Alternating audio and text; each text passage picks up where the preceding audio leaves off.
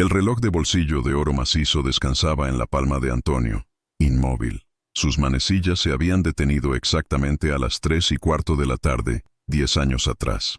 No había pila muerta, ni mecanismo roto, solo la voluntad de un hombre que decidió que ese instante, el momento exacto en que la vida le fue arrebatada, sería el único momento real que permitiría existir en su mansión en el corazón de Barcelona. Antonio, de 67 años, era un fantasma de lino fino y traje sastre. Caminaba por los pasillos de su casa en el Eixample, una casa tan vasta y silenciosa que el eco de sus pasos parecía burlarse de su soledad. Era un hombre con una fortuna incalculable, pero con un corazón tan seco como las hojas de otoño. Se había jurado a sí mismo no volver a sentir nada que se asemejara a la esperanza. La esperanza era, para él, la antecámara del dolor. La única presencia constante en su vida era doña Carmen, la gobernanta, una mujer con la sabiduría de los años y la paciencia de un santo. Ella lo observaba desde la distancia, limpiando el polvo de los muebles de caoba que parecían absorber toda la luz. Sabía que Antonio no vivía, sino que conmemoraba. Cada mañana, él se sentaba en el mismo sillón de terciopelo verde y abría el reloj, observando esa hora detenida. 3:15, el tiempo en que su hija, Clara, había desaparecido de su mundo en un absurdo accidente en la ronda litoral. Ese reloj era su ancla y su celda. Mientras Antonio se ahogaba en el lujo helado de su culpa, a pocos kilómetros de allí, en un cruce ruidoso cerca de la Sagrada Familia, la vida se abría paso con la tenacidad de la maleza. Sofía, de solo 7 años, se movía entre el humo de los tubos de escape y el rugido de los motores. Llevaba una pequeña caja de cartón llena de caramelos y chicles. Sofía no jugaba. Sofía trabajaba. Su uniforme era un par de pantalones vaqueros remendados y una camiseta gastada, pero sus ojos eran grandes, brillantes, y estaban llenos de una seriedad impropia para su edad. Ella era la proveedora, la pequeña cruzada contra la enfermedad que se había instalado en el cuerpo de su madre, Elena. Elena padecía una enfermedad crónica y costosa. Cada caja de pastillas era una batalla, cada visita al médico era una rendición financiera. Sofía sabía que cada euro que ganaba con sus dulces no era para un juguete o un helado, sino para ese medicamento llamado milagro, como ella lo había rebautizado mentalmente. Su madre le había hablado mucho de los milagros y de la fe. Le había contado la historia de Carlo Acutis, el joven ciberapóstol. Sofía se aferraba a esa historia, a la idea de que la fe, incluso en la era digital y moderna, podía mover montañas. Un martes por la tarde, el sol de Barcelona era una manta pesada de calor. Sofía sentía el ardor del asfalto a través de las suelas desgastadas de sus zapatillas. Le quedaban solo 3 paquetes de caramelos, pero necesitaba 20 euros más para el frasco de jarabe que su madre necesitaba esa misma noche. Antonio, rompiendo ligeramente su rutina, había decidido ir al centro. No tenía un destino real, solo la necesidad inconsciente de evadir la quietud de su casa. Iba en su coche de lujo, con los cristales tintados y el aire acondicionado al máximo, una burbuja hermética contra la realidad de la calle. Se detuvo en el cruce de Diagonal con Paseo de Gracia. El semáforo se puso en rojo. En ese momento, Sofía se deslizó entre los coches. Su voz infantil, forzada a sonar adulta y convincente, se escuchaba débilmente sobre el ruido del tráfico. «Caramelos, señor. Ayúdeme a ayudar a mi madre». Antonio la vio a través del cristal. Inmediatamente sintió esa punzada, esa daga fría que siempre lo asaltaba al ver niños de esa edad. Era el recordatorio vivo de lo que había perdido. Hizo un gesto brusco con la mano, indicándole que se fuera. «No, gracias». Sofía no se dio por vencida.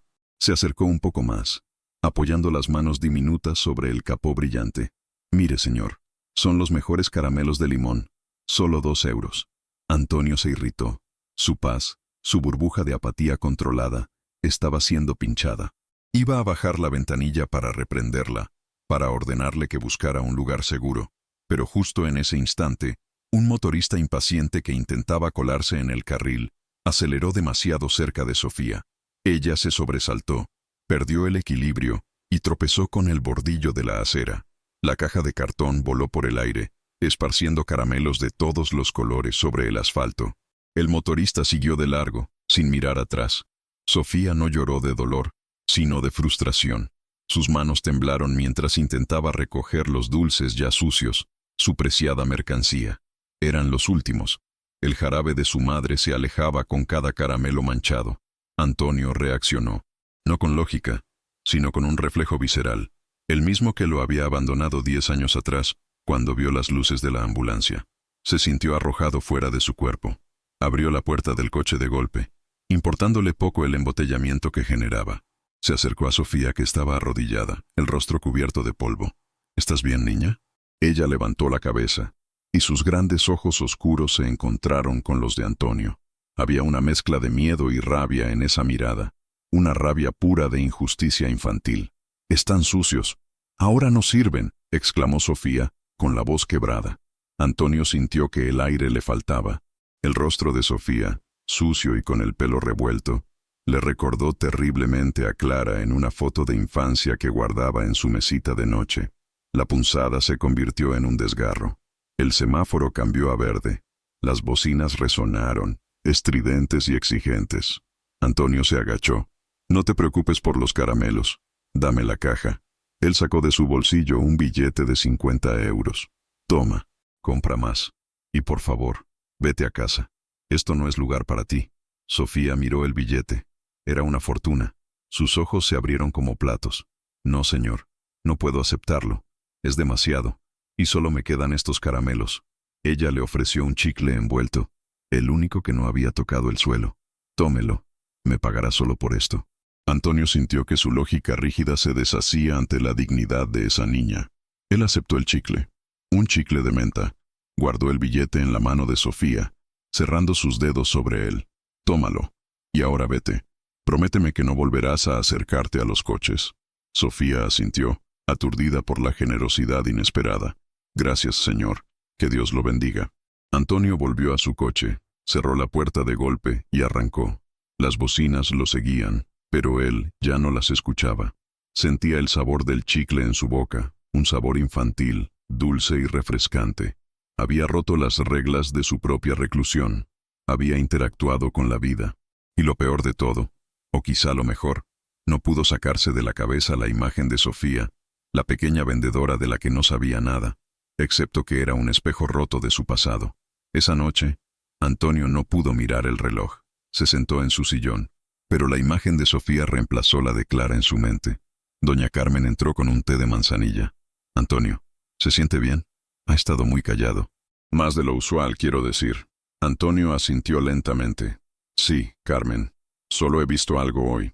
Algo que me ha recordado lo frágil que es todo, y lo injusto». Al día siguiente, la rutina de Antonio cambió. A las 3 de la tarde, justo cuando el reloj de bolsillo le recordaba su hora de luto, él se dirigió al mismo cruce. No tenía una excusa.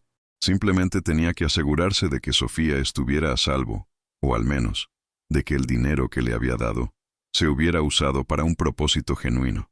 Y allí estaba ella, de pie, con una caja más grande y limpia, pero con la misma determinación. Esta vez, Antonio aparcó a una distancia prudente y la observó. Vio cómo rechazaba una moneda que un hombre le había ofrecido sin aceptar un dulce a cambio.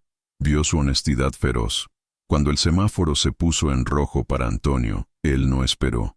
Bajó la ventanilla. Sofía, que no lo había visto antes, se acercó con cautela. «Señor, no tengo cambio de 50 euros. De verdad, usé el dinero para el jarabe de mi mamá y compré más caramelos. Estos son nuevos». Antonio sonrió levemente, una expresión que doña Carmen no había visto en años. «No quiero cambio, Sofía. Solo quiero hablar un momento contigo. ¿Quién es tu madre? ¿Y por qué tienes que estar tú aquí?» Sofía bajó la mirada, mordiéndose el labio. «Mi mamá se llama Elena, y está enferma, señor. Mucho. Necesita medicinas caras. Y no tenemos a nadie más. Yo la cuido y yo vendo. Mi papá se fue hace mucho». Antonio sintió una oleada de protección. No podía dejar que esa niña se expusiera al peligro. «¿Vive cerca?» Ella señaló hacia los callejones traseros, hacia la zona menos cuidada del barrio. «Sí, un pequeño piso alquilado». Antonio meditó un instante. Era un riesgo. Exponía su dolor y su vida hermética, pero no podía volver a huir. «Sofía, tengo que decirte algo. Lo que haces es peligroso, y tu madre no debería estar sola». Sofía suspiró, encogiéndose de hombros, como si llevara el peso de 1000 años. «Lo sé, pero rezamos mucho. Mi mamá me dice que las cosas pasan por una razón. Ella es muy devota de Carlo Acutis. Dice que Él intercede por los jóvenes y por los que tienen fe. Dice que aunque Él no está aquí, su presencia en el cielo es más fuerte que cualquier medicina. De hecho, hace 2 semanas, cuando el médico nos dijo que el tratamiento era casi imposible de pagar, mi mamá dijo algo extraño. Dijo, «No te preocupes». Carlo me dijo en mis oraciones que antes de que terminara el mes, el milagro vendría en la forma más inesperada. Algo que Carlo Acutis le dijo al médico 2 semanas antes, a través de la fe de mi madre, se cumplió ante sus ojos, Señor.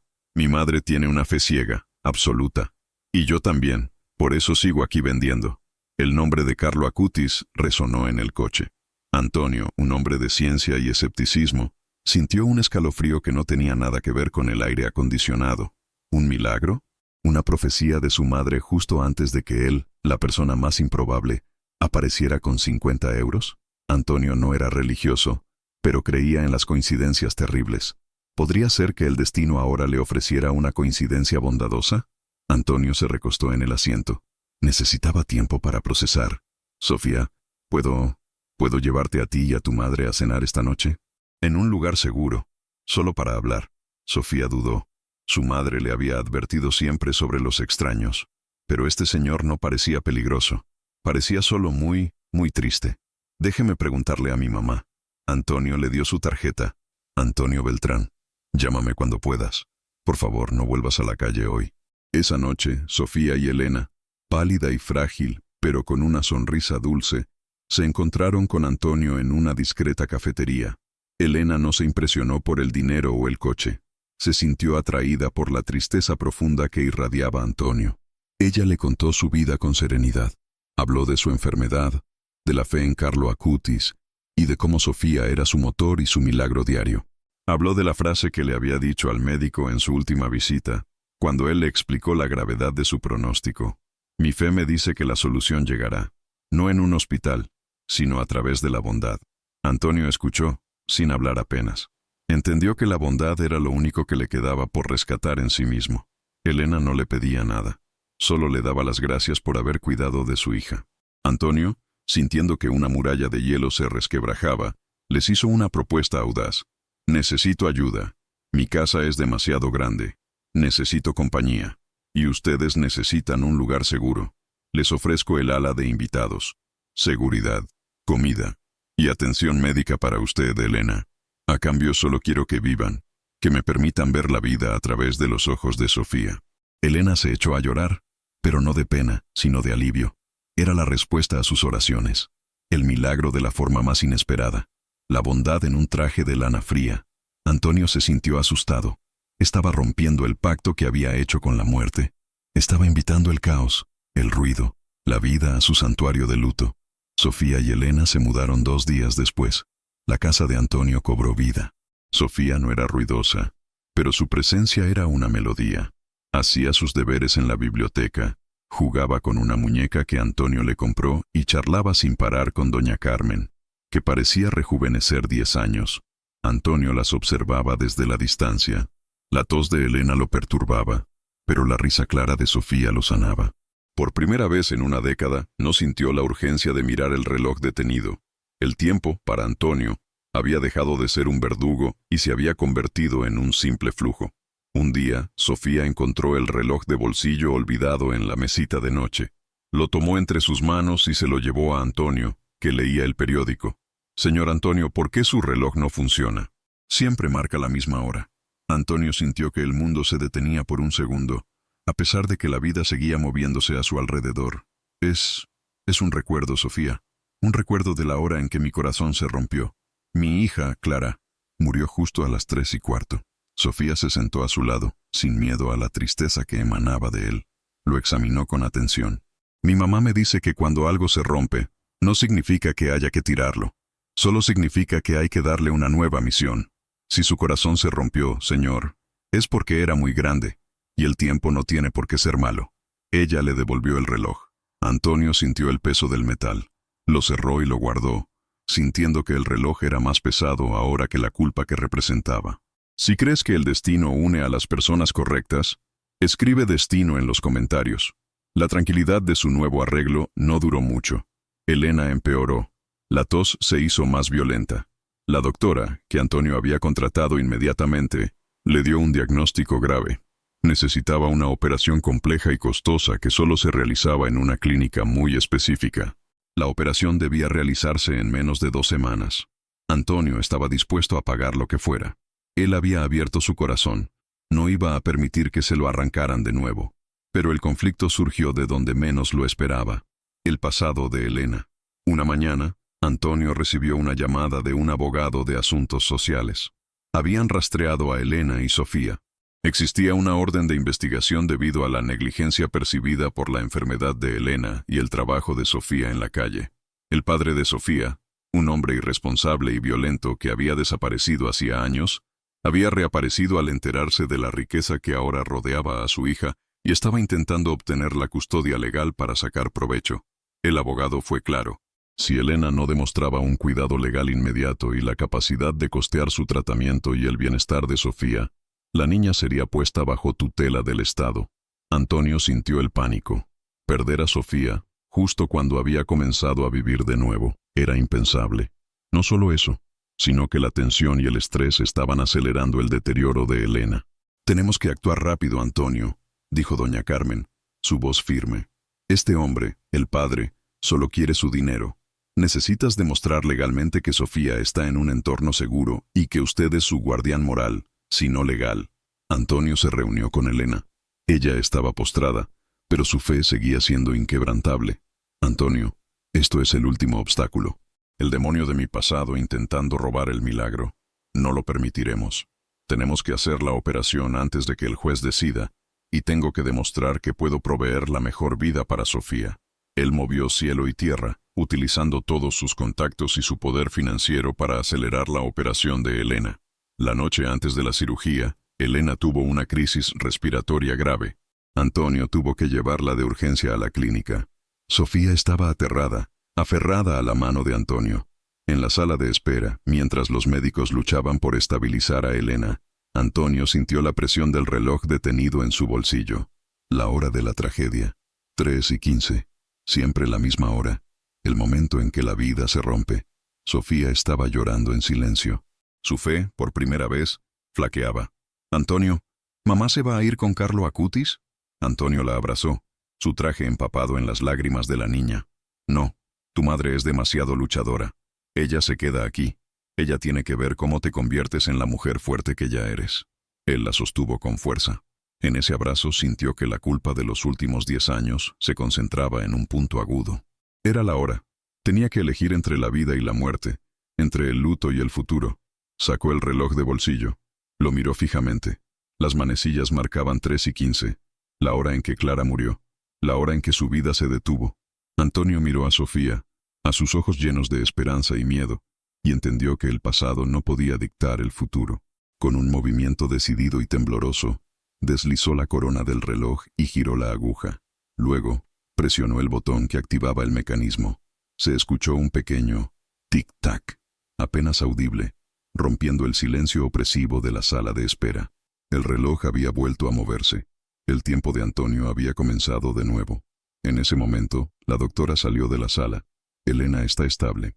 La operamos mañana por la mañana. Ha sido crítico, Antonio, pero su fe, y no sé qué más, la ha mantenido firme. Ahora, la operación es crucial, pero la tendremos a salvo». Antonio sintió un peso levantarse de sus hombros. Había tomado una decisión. Había roto el hechizo de la tragedia. La vida había ganado. Al día siguiente, mientras Elena era operada, Antonio finalizó todos los trámites legales. Presentó una solicitud formal para convertirse en el tutor legal y financiero de Sofía, garantizando que ella nunca volvería a la calle y que su madre recibiría la mejor atención posible. La operación fue un éxito. La recuperación de Elena fue lenta, pero constante. Semanas después, Elena ya estaba instalada en la mansión, recibiendo fisioterapia. Sofía había empezado el colegio, y su risa llenaba los jardines. Antonio había dejado de usar trajes grises. Vestía colores más claros y, lo más importante, su rostro había perdido la rigidez marmórea. Una tarde, mientras tomaban el té en el salón, Sofía preguntó por el reloj. «Señor Antonio, ¿su reloj funciona ahora?» Antonio sonrió. Sacó el reloj. Las manecillas marcaban las 4:20. «Sí, Sofía. Funciona. Funciona porque la vida siempre se mueve hacia adelante, por más que uno intente detenerla. Cuando mi hija se fue, decidí que mi tiempo se detendría. Pero tú, y la fe de tu madre, me enseñasteis que no hay dolor tan grande que la esperanza no pueda superar. Elena, sentada en una silla cómoda, asintió, las lágrimas asomando a sus ojos. Yo le dije al doctor, 2 semanas antes de que Antonio nos encontrara, que el milagro vendría. Y aquí está. Usted, Antonio. Usted es la bondad que no esperábamos, la respuesta a la oración, nuestro propio Carlo Acutis moderno. Antonio sintió una profunda emoción. Era la primera vez que aceptaba su papel de salvador.